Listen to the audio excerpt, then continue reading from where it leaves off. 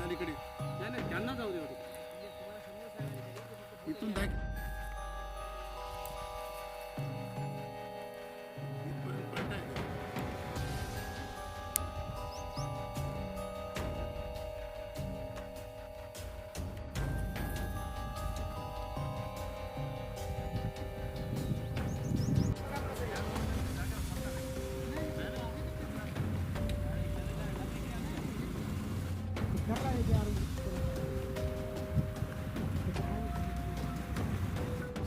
सर्व नंबर 133 मरळक, त्यापैकी 8 एकर 18 गुंठे जमीन होती. 6 एकर 17 गुंठे आम्ही घेतलेले आहे. 81 गुंठे राहिलेले आहे शिल्लक.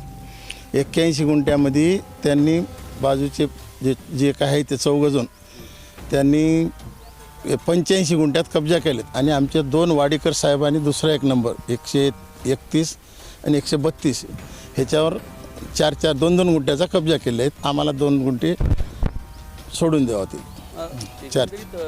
संबंधित व्यक्तीने अतिक्रमण करण्याचं काय कारण? आता कारण ते म्हणतात की मला 81 आर आहे, पण मी मोजणी केलं मी 85 आर आहे तिथं. न्यायप्रविष्ट प्रकरण कोणतं? न्यायप्रविष्ट ते दुसरं अजून गवारे साहेब, संजय गवारे संघ आणि आमचं बी आहे न्यायप्रविष्ट चौगुले साहेबासंघ 8 एकर 18 गुंठ्याची सौदाटी झाली आमच्या नावानं आणि 81 गुंठे दुसऱ्याच्या नावानं झाली संजय गवारेने कोर्टात केस टाकलेला आहे. त्याला पैसे भरून 5 वर्ष झालं 13 लाख रुपये, पण त्यानं उचलायला तयार नाही. त्यानं कोर्टात केस चालू आहे. संबंधित अतिक्रमण करणारे चेअरमन साहेब धोंडगे साहेब आणि कदम साहेब, ती अजून कोणतं नाव माहीत नाही. 14 जण आहे सदरील प्लॉटधारक जे आहे पडीकर त्यांच्या प्लॉटवर त्यांना 2 प्लॉट सोडून पूर्ण 81 गुंठे मी ठेवलं होतं शिल्लक, तर ते 2 प्लॉट धरून बी कब्जा केले सर. अतिक्रमण कुठं केलं?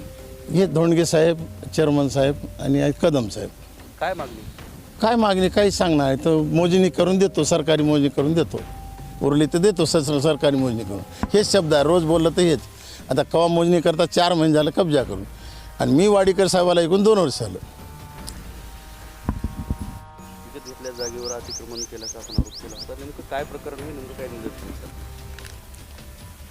माझ्या प्लॉटवर जे अतिक्रमण झालेलं आहे ते बाजूचे प्लॉटधारक जे आहेत, नाही अजून मला कुठलंच काही माहिती नाही झालेलं आहे कोणी केलं आहे काय नाही ते. पण ज्याने मला प्लॉट दिला आहे आजचं माझ्या डोक्यामध्ये रामीणवार आणि प्लॉटधारक डॉक्टर हेच आहेत. पण त्यांच्या म्हणण्यानुसार जर समजा वेगळे असतील